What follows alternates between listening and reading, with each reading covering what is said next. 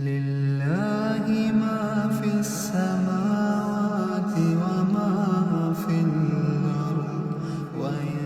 تبدوا ما في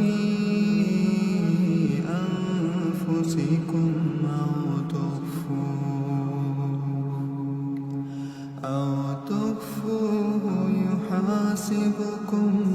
به الله فيغفر لمن يشاء ويعذب من يشاء والله على كل شيء قدير. آمن الرسول بما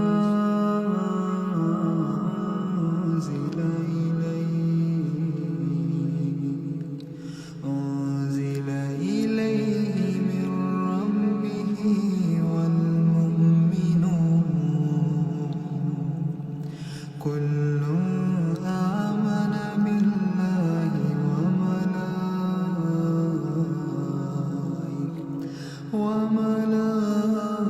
وملائكته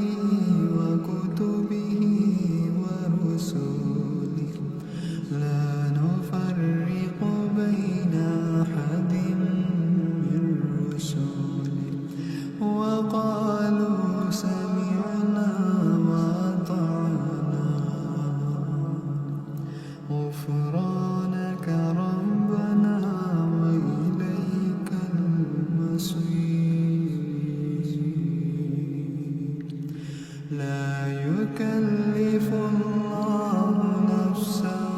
إلا وسعها لها ما كسبت وعليها ما اكتسبت ربنا لا تؤاخذنا